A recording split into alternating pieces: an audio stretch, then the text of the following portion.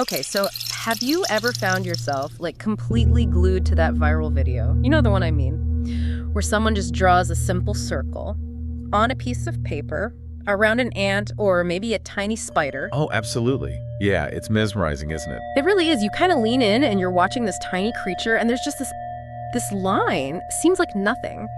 Harmless, but the ant or the spider, it acts completely convinced that it's trapped. It goes right up to the edge, antenna going, legs scrambling. Total conviction, yeah. Yeah. It will not cross that line. Exactly. And from our perspective, looking down, it seems so obvious. Completely obvious. We're sitting there thinking, oh, come on, just step over it. It's a figment of its imagination. It's this wall it built in its own mind. Precisely. But then you have to ask the bigger question, and this is really what sparked today's deep dive. What if we do that?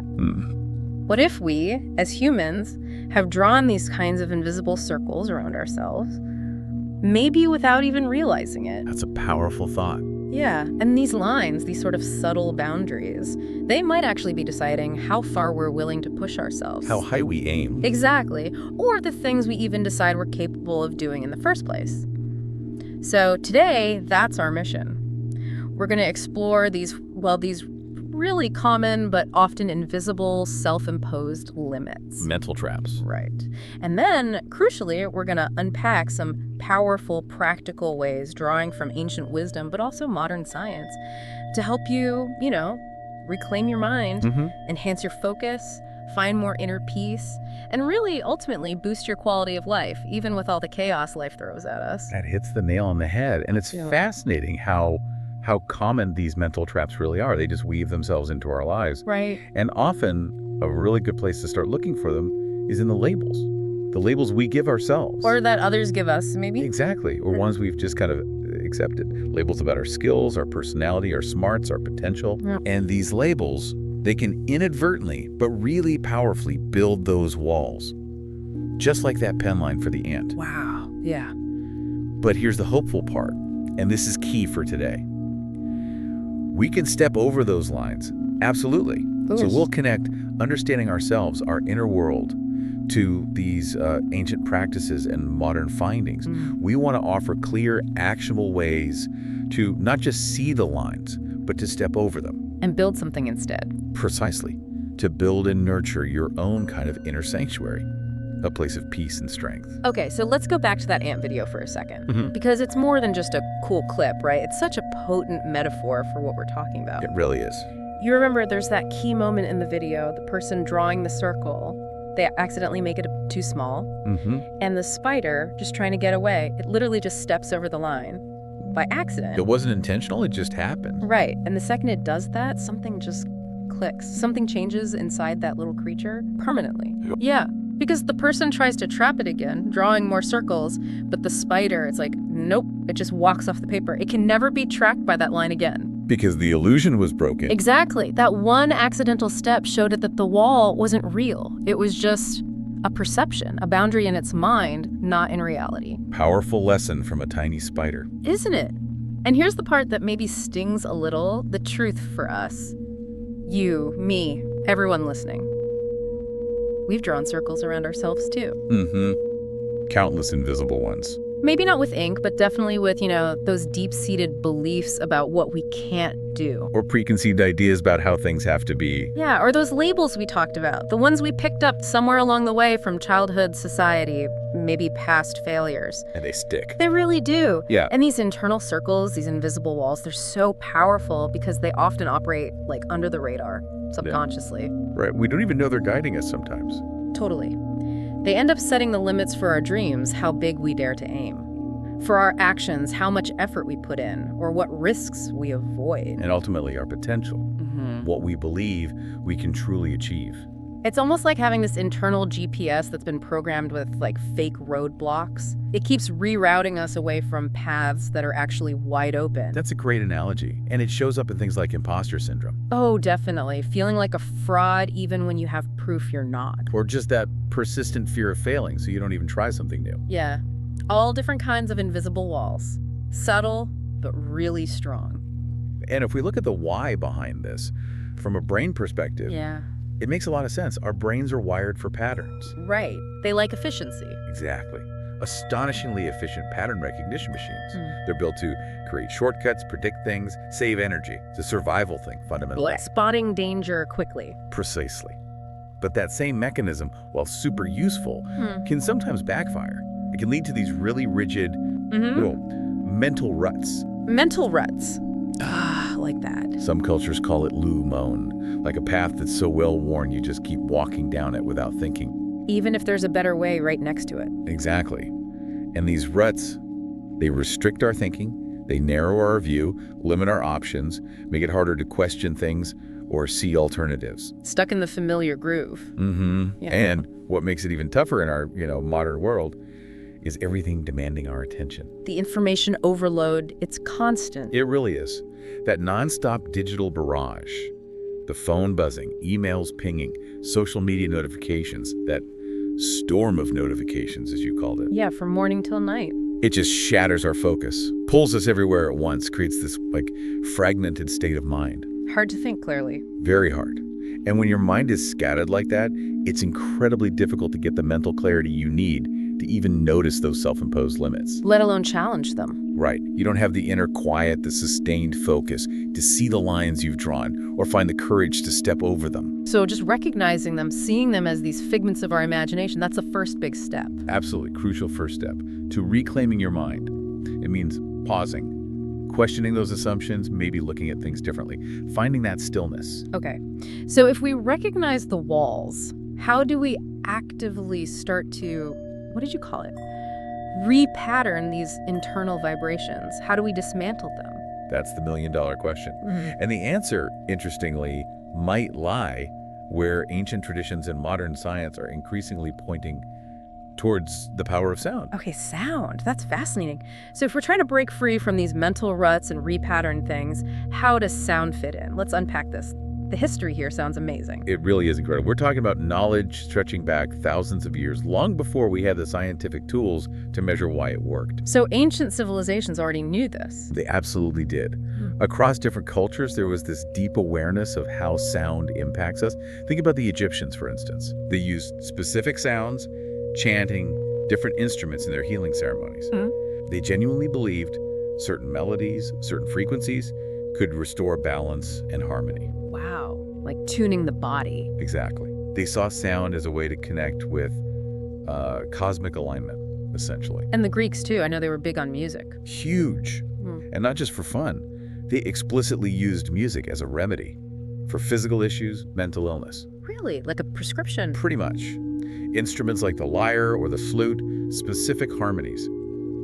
They weren't just for concerts. They were tools to treat anxiety, help people sleep, ease pain. Imagine your doctor prescribing a specific tune. Right. It shows such a deep understanding of that mind-body connection way back then. And Pythagoras, he wasn't just about triangles. Not at all. He's often called the father of music theory for a reason.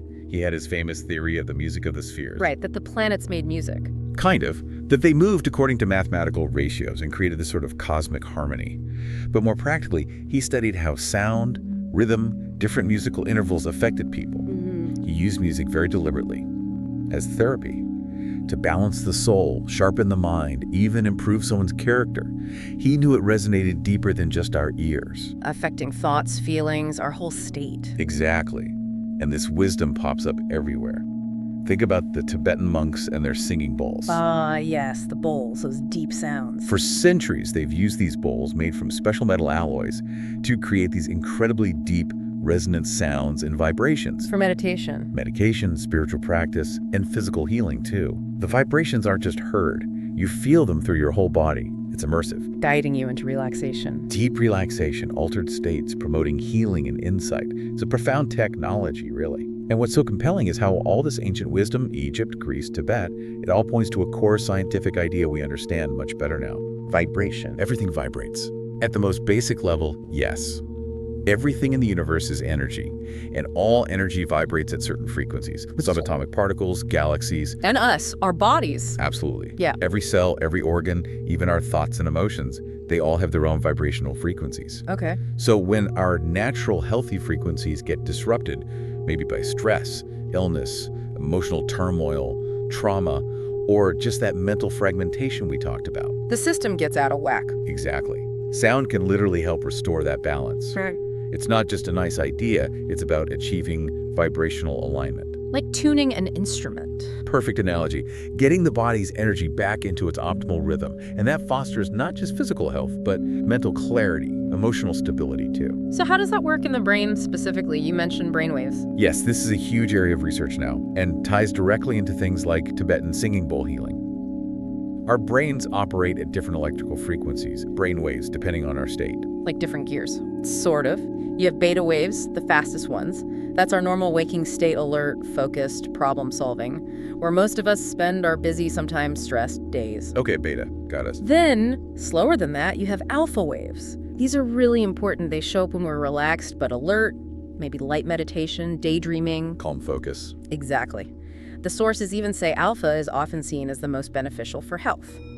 It's where recovery starts, where creative ideas might bubble up. That feeling of being absorbed in something peaceful. Like gardening or a walk. Perfect examples. That's alpha. Your mind is calm, receptive, body starting to repair.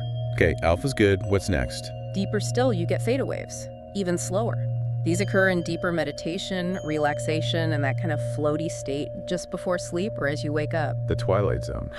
Kind of. It's linked to creativity, intuition, processing emotions, deep insights, heightened imagination. It's a very fertile state for the mind. And then the slowest are delta waves. These dominate during deep, dreamless sleep, but also very deep meditation. They're strongly linked to physical healing, tissue repair, growth hormone release. Where the heavy-duty repair work happens. Precisely. Your body's most profound restoration state. And finally, there are gamma waves. The fastest, actually. Faster than beta. Yes, and more elusive. Often called the brainwave frequency of genius. Linked to high-level processing, peak performance, insight, being in the zone. Wow, okay, so beta, alpha, theta, delta, gamma. How does sound therapy influence these? Through a process called brainwave entrainment or synchronization. It's pretty amazing. Entrainment. Yeah. When you introduce specific sound frequencies, your brain's own electrical activity naturally starts to synchronize or entrain with that external rhythm. So the sound guides the brainwaves. Exactly. It can gently guide you from, say, a busy beta state down into relaxed alpha, or even deeper into theta or delta. It allows for deep relaxation, stillness, and healing just by listening. And singing bowls are good at this. Particularly good. Their complex sounds and strong vibrations are thought to directly affect the body's energy centers, the chakras, clearing blockages. Okay. The sources list so many benefits.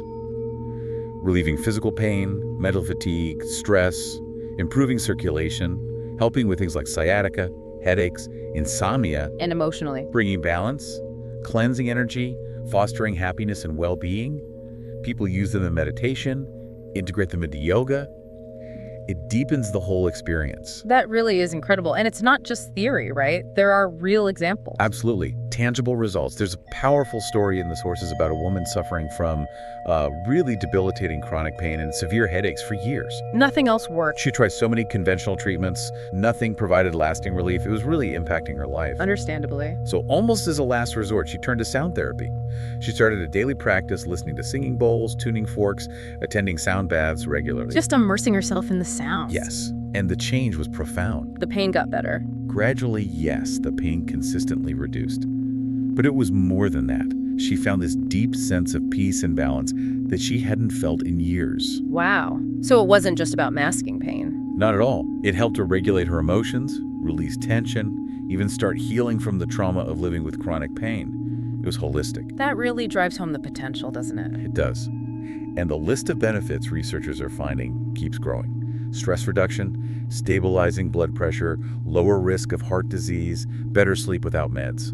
Physically regenerative, too. Yes, promoting physical regeneration, helping emotional regulation, trauma recovery, even personality development. Amazing. What about for specific groups? Yeah, studies show it helps reduce anxiety for cancer patients, improves moods for those with depression, stimulates creativity, boosts focus and work performance. So it's really broad. Healing, well-being, performance. Exactly. It touches on so many aspects of our lives. Which brings us nicely to a specific frequency that's getting a lot of buzz. Okay. So with all that understanding of sound's power, where does this specific frequency fit in? The one that might help us reclaim focus. Right, let's get into this specific frequency then. You mentioned 432 hertz. Here's where it gets really interesting for me. 432 hertz.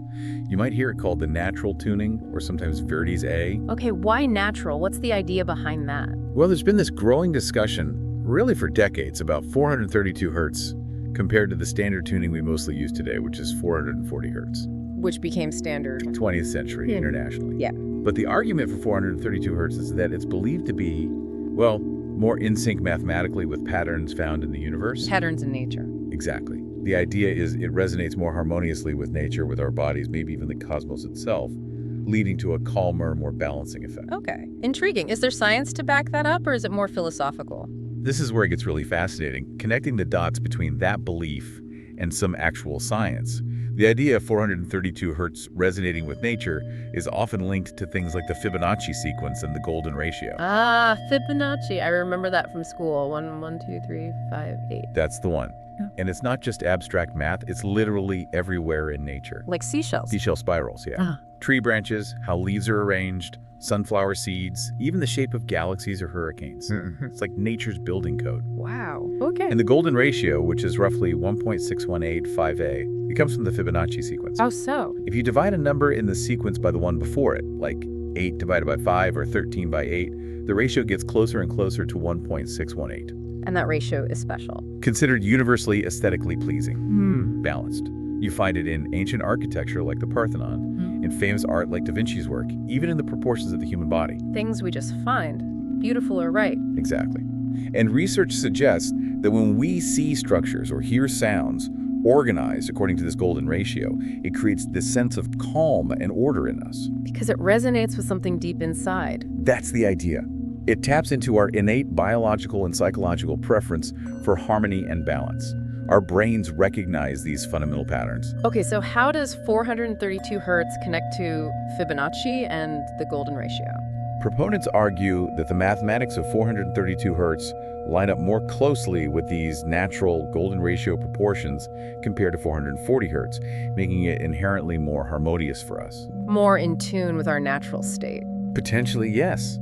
But then you can amplify this effect even more by combining it with something called binaural beats. Binaural beats. I've heard of those. What are they exactly? They're pretty cool. They aren't actually sounds you hear directly. They're an auditory illusion your brain creates. Illusion. Yeah. You needed headphones. You play a slightly different pure tone frequency into each ear. Let's say 432 hertz in your left ear, and maybe 428 hertz in your right ear. Your brain tries to make sense of these two different inputs. And what does it do? It creates a third frequency, a perceived beat, which is the exact difference between the two tones. In this case, 4 hertz. So the brain hears 4 hertz even though it's not played directly? Exactly. Your brain synchronizes to that 4 hertz difference. And why is 4 hertz important? Let me guess. Brain waves. You got it. 4 hertz falls right into the theta brainwave state. The one for deep relaxation, creativity, insight. Precisely. So now imagine combining these. 432 hertz, believed to be naturally resonant, used to create binaural beats, perhaps even structured rhythmically using the golden ratio. That sounds powerful. It's a potent tool for what we were calling vibrational repatterning. It's not just passive listening, it actively guides your brain through that entrainment process. Towards focus, calm. Towards states of heightened focus, deep tranquility, creativity, even when everything around you is chaotic, like that storm of notifications. It's like giving your mind a tuning fork. A very precise, natural tuning fork, helping it find its most harmonious rhythm, unlocking deeper states, fostering that clarity and well-being, which ultimately supports a more prosperous life. Okay, this is making so much sense. So how can someone actually use this? What does it mean for me listening right now? How do I tap into this? Great question. It needs to be practical. Yeah. How do we bring this ancient wisdom and modern science into our daily lives to actually, reclaim that clarity, find that peace, build that better quality of life? Well, one really accessible way that brings all these threads together is the Quietude playlist, created by Cute. Ah, the playlist. Okay, tell me about that. It's not just background music. Definitely not just random ambient stuff. These are tracks that have been carefully engineered. Engineered how? The underlying frequencies used, the specific binaural beat patterns, even the timing and structure of the music.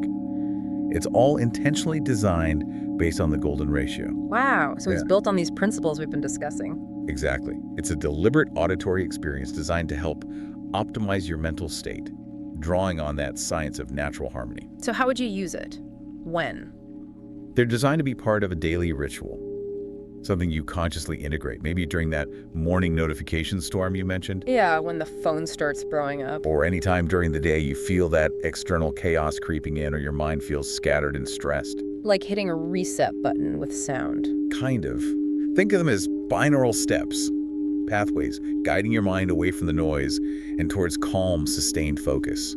An auditory sanctuary. A sanctuary you can take anywhere. Precisely. Accessible whenever you need it, commuting, working, just needing a quiet moment. And what's the effect? What happens when you immerse yourself in these sounds? The idea is that a chaotic internal construction site, racing thoughts, distractions, anxiety building up, it gets gently cleansed. Okay. It allows your body's natural rhythms, your brain waves, to realign. Anxiety starts to fade, and this deeper sense of calm emerges. So it's not about blocking out the world. No, it's about changing your experience of it. It becomes a conscious act, tuning into this inherent calm, transforming even a stressful moment into one of mindful presence, inner peace. Guiding your brain towards clarity and focus. Exactly. Regularly engaging with these frequencies is like actively choosing to nurture states that promote clarity, focus, well-being, and ultimately pave the way for a more productive and prosperous life by tending to that inner world. Which leads to a really important point. Listening is powerful, but what else can we do? Actively. To train our brains, build that resilience, create that inner sanctuary. Right. How do we complement the sound with something tangible, something engaging? Exactly. And one fantastic tool, maybe surprisingly simple, but incredibly effective for reclaiming your mind and building focus, mentioned in Kun's Cute Things, is the jigsaw puzzle. Jigsaw puzzles? Really? Okay, explain that. Think about what happens when you sit down with a puzzle. You're not just randomly putting pieces together. No, you're looking for shapes, colors, patterns. Precisely. It's a meticulous, focused, cognitive workout. Each piece needs your attention, visual recognition, spatial reasoning, problem solving. You're creating order from chaos. Exactly, piece by piece. It's a tangible way to train your attention span, build patience, persistence, cognitive flexibility. Which is the opposite of the scattered feeling from notification. Completely the opposite. It specifically trains your brain to hold focus on one complex task for a sustained period. That's an invaluable skill. For clarity, memory, resisting distractions everywhere else. Absolutely. It's quiet, almost meditative, but active.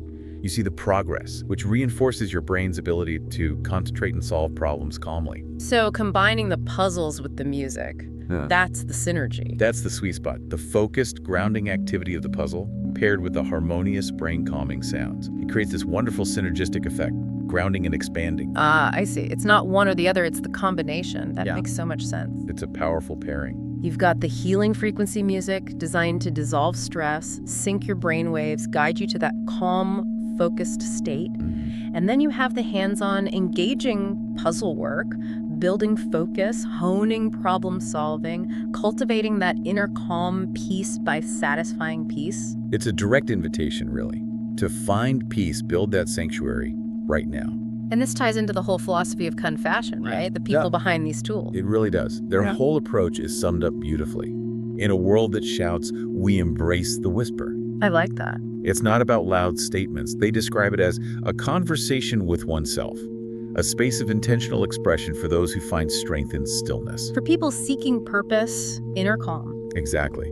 Their products, the music, the puzzles are designed as a seamless extension of your purpose, a catalyst for your journey inward. Tools to enhance life quality. Yes, genuinely effective tools for health, creativity, and fostering that sustained prosperity that comes from nurturing your inner world. They talk about achieving neural resonance, where your brain's activity naturally settles into a more organized, calm state, which boosts thinking, emotional balance, leading to a richer life. Okay, so for listeners ready to jump in, ready to escape the noise and reclaim their minds, what's the call to action? First, definitely explore the Quietude playlists. Where can people find those? They're widely available: Spotify, Apple Music, Amazon Music, music.youtube. Just search Quietude Kun Cute. And start weaving them into the day. Yeah, integrate them. Morning commute, work break, winding down, especially when you feel overwhelmed or scattered. And for the puzzle part, the focus training. That's the next step. Visit cute.kunfashion. cute.cunfashion. Okay, cute.kunfashion. Yeah.